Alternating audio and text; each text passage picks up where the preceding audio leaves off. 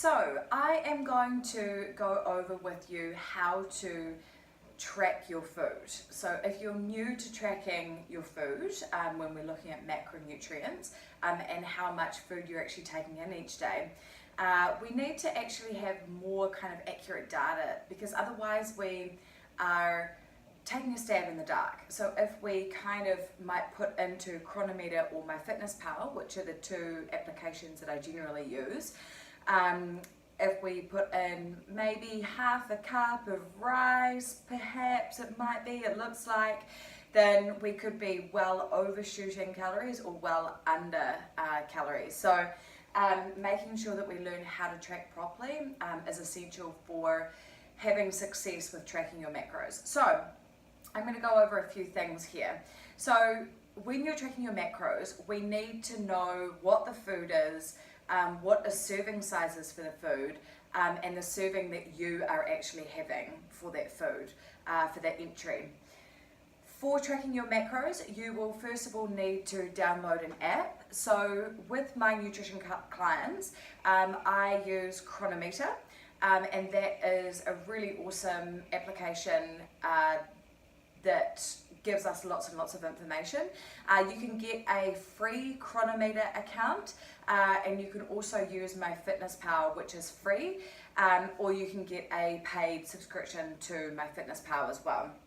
So the first thing that you need to do is download an app onto your phone, set it up, and then sort of have a play around with it. Now, just be very, very mindful. If you're using my Fitness Pal, it will set up macros, so protein, carbohydrates and fat and calories for you depending on what you put in when you set up your account. So ignore that, completely ignore it. My Fitness Pal doesn't know anything about you. It doesn't know your lifestyle, it doesn't know your history of food, it doesn't know your exercise, it doesn't know anything. So ignore the numbers it gives you because it's not accurate. So that's the first thing. The second thing that you need is a really good set of scales. So I like to use a digital set of scales, and one that has got like a big kind of surface level here for weighing food. These are kind of a little bit more accurate and a little bit more easy to use than say like a springy set of scales. So when we are tracking food, there are 5 potential scenarios that I'm going to go over with you. So the first thing is that you have a food that is already portioned out on the label. So say if I've got this Happy Cow cheese here, so it comes in 8 portions, and the nutritional information gives me all the information I need for one portion. So what I would do is actually, foods that are pre-packaged, you can scan the barcode, and generally if it's usually a well-known food, it'll come up, a well-known brand, and then you can select the portion size.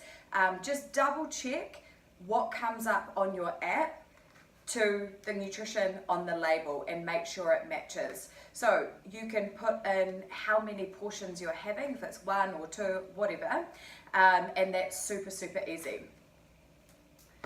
The second scenario is that you have something that is pre-packaged, but you have to portion it out yourself. So if I've got this quinoa here, so a portion size, it says on the back here, is 50 grams.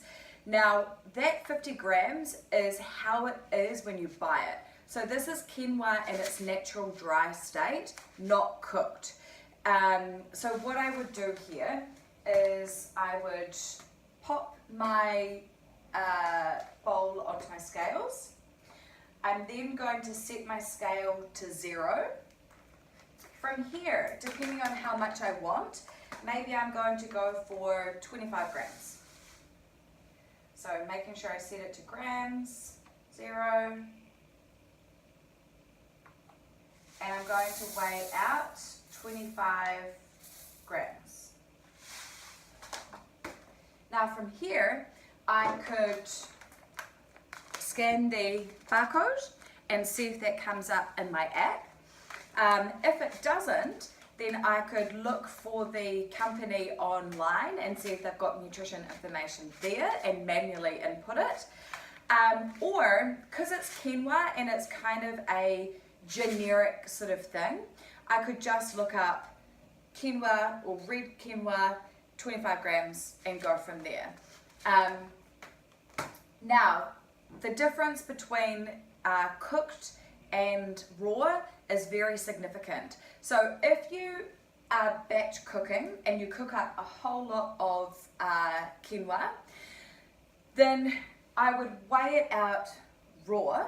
So say I weigh out 100 grams and then I cook the quinoa, and then once it's cooked, I would weigh the whole thing again, and then I might divide it into 4 portions, and then that would give me, then I would be able to portion it out to 4 from that raw measurement. Does that make sense? So the other thing that you can do is search in your app for a cooked quinoa, but that means it's like, is it cooked with what, like water? Is there oil added? We don't know. So that is another thing that you can do. So that's like if you're doing meat as well, so making sure that you do cooked versus raw meat. Raw is always easiest, but look, if you find something in the app that is cooked chicken breast, then that's totally fine as well. So that's the second scenario. The third scenario is if you have a food that doesn't have a label and is not packaged. So something like fruits and vegetables, or like meat, probably less processed foods are going to be in this category. So what you would do here is same thing as I did with my quinoa. I would weigh out how much I'm having. Maybe I'm going to have 100 grams of cherry tomatoes.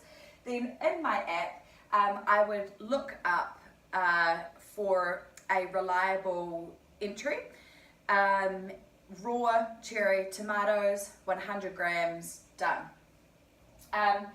So if you find that that food is not in your app, then you can look at other databases online, and I'll actually link one below that is quite reliable, and then create your own food in the app if that's something that you have often. So you'd make your own entry so that you can always add that in or refer back to it.